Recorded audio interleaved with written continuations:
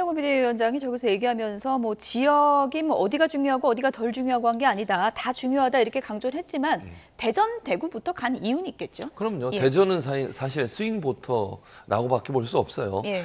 지난번 총선에서는 민주당이 이제 다 압승을 했지만 대선 과정에서는 또 윤석열 대통령의 지지율이 제일 높았던 곳이기도 해요. 예. 그러니까 승리했던 곳이기도 하죠. 그러다 보니까 사실은 대전 지역 같은 경우에는 늘 이슈에 민감했고 양쪽에 어느 쪽에 한쪽의 마음을 계속 주는 지역은 아니에요. 그러니까 대전에 승리했던 곳들이 그리고 지금까지 총선의 결과를 보면 대전 충남 지역에서 승리했던 충청 지역에 승리했던 당이 전국 선거에 승리를 했거든요.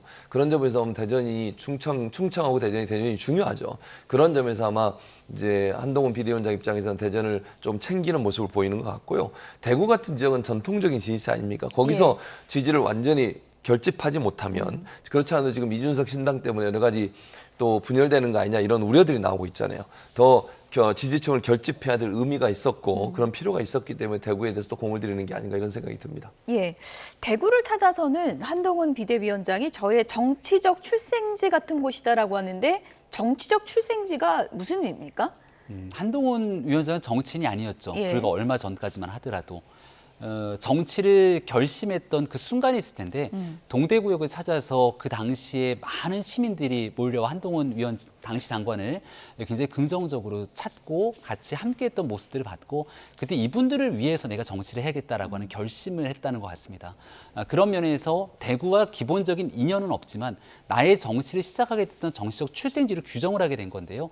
우리가 대구를 보면 보수 지역에 있는 많은 정치인들은 보수의 심장이다 이런 얘기들을 아끼지 않죠. 예. 근데 지난 기간 동안 윤석열 정부 출범하고 나서 보수의 심장이라고 하는 대구 지역의 지지율조차 정권의 긍정평가 또 국민의힘의 지지율이 그렇게 녹록지 않았습니다.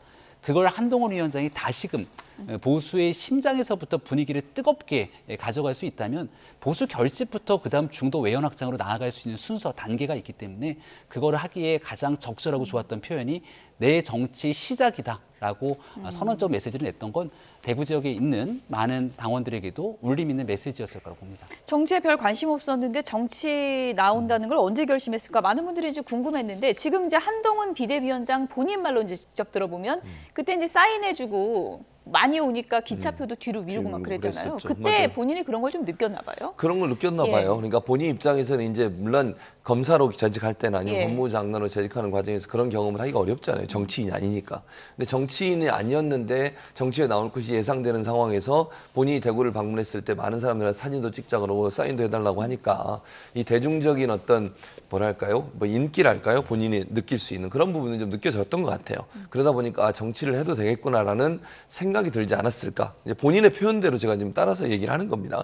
그래서 이게 이제 물론 거기서 보여지는 모습만 가지고서 정치에서 반드시 성공한다는 걸 보장할 수는 없어요. 왜냐하면 모이는 분들은 사실 누가 됐든 그 사람을 좋아하고 그 사람을 지지하고 그 사람과 사진 찍고 싶은 마음이 있기 때문에 온 거잖아요. 예. 반대로 얘기하면 오지 않은 분도 많이 있다는 거죠. 그래서 보통 이제 선거할 때도 자기를 좋아하는 사람이 모이는 것만 보지 말고 또 반대편에 있는 사람도 봐야 되는데 그런 부분들이 아직은 이제 정치인으로 오래되지 않았기 때문에 그런 부분은 좀 부족한 면이 있는 것 같아요. 그럼에도 불구하고 대구에서 그런 경험이 결국 내가 정치권으로 가도 승리할 수 있겠구나, 성공할 수 있겠구나 하는 자신감을 얻는 기회는 됐던 것 같아요. 그건 아까도 말씀드렸지만 본인의 관점에서 그렇게 볼 수 있지만 또 반대하는 쪽도 있다는 것도 함께 생각하면 정치를 해야 된다는 점은 제가 조언으로 드리고 싶은 말이고 다만 한동훈 비대위원장 입장에서는 그때의 경험이 정치권을 가는 것을 좀 주저하거나 아니면 고민하고 있을 때 가도록 하는 어떤 역할을 하는 그런 계기는 되지 않았을까 이렇게 생각합니다. 정치 데뷔하면서 엘리트 이미지나 혹은 너무 모범생 같은 이미지 그리고 정치 초년생이라 좀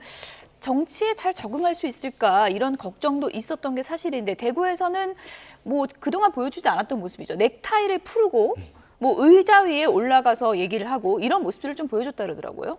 젊다는 느낌이 좀 들지 않나 싶었습니다. 그러니까 기존에 있었던 기성 정치인의 용어 그리고 기성 정치인의 행동과 좀 다른 모습일 거고 그런 한동훈 위원장의 행동에 자리 잡고 있는 기본적인 자신감이 좀 깔려 있다고 보거든요.